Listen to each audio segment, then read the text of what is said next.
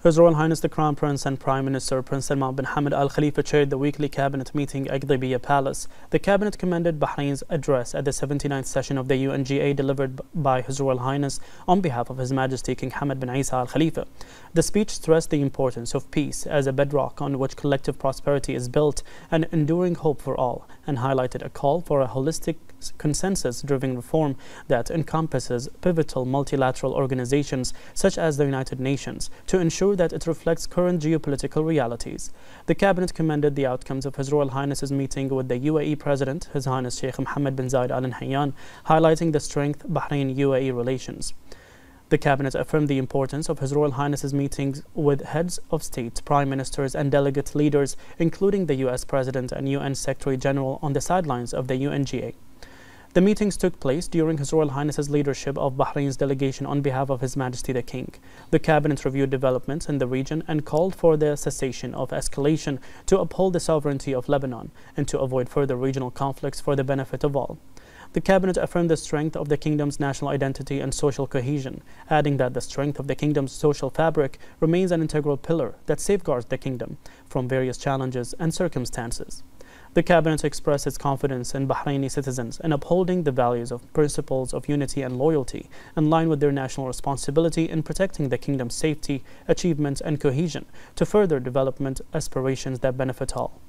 In celebration of World Teachers' Day, the cabinet extended its gratitude to the kingdom's teachers, recognizing their crucial role in shaping the nation's education system and preparing students to contribute to Bahrain's development. The cabinet expresses condolences to Saudi Arabia's leadership, government and people following the death of 2 firefighters of their civil defense who died while battling the blaze at the Jeddah International Market.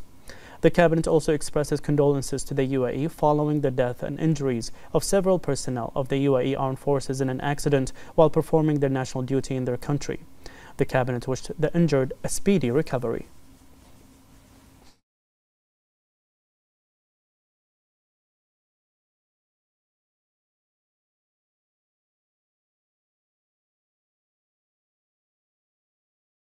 The cabinet then approved the following: a memorandum submitted by the Ministerial Committee for Information Technology and Communication on the committee's recommendations on development initiatives to enhance Bahrain's e-government services.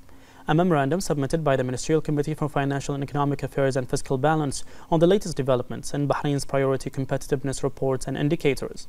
A memorandum submitted by the Ministerial Committee for Financial and Economic Affairs and Fiscal Balance on regulatory procedures for housing services. A memorandum submitted by the Ministerial Committee for Financial and Economic Affairs and Fiscal Balance on Bahrain's contributions to international organizations.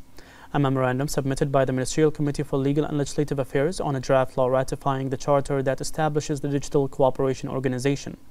A memorandum submitted by the Minister of Tourism on the issuance of a ministerial decision to designate a new tourist site. And a memorandum submitted by the Ministerial Committee for Legal and Legislative Affairs on the government's response to 3 proposals and 2 laws submitted by the Representatives Council. The cabinet noted the following ministerial reports: the outcomes of Bahrain's participation in the Ministerial Coordination Meeting on the conditions in Gaza and the future of the Palestinian state, the outcomes of the meeting between the Minister of Foreign Affairs with the UK's Minister of State for the Middle East and North Africa, the outcomes of the kingdom's participation in the World Tourism Day celebration, the outcomes of the kingdom's participation in the 10th Annual World Congress of the World Free Zones Organization, and foreign visits by Bahraini ministers and the visits of foreign delegations to Bahrain in September 2024.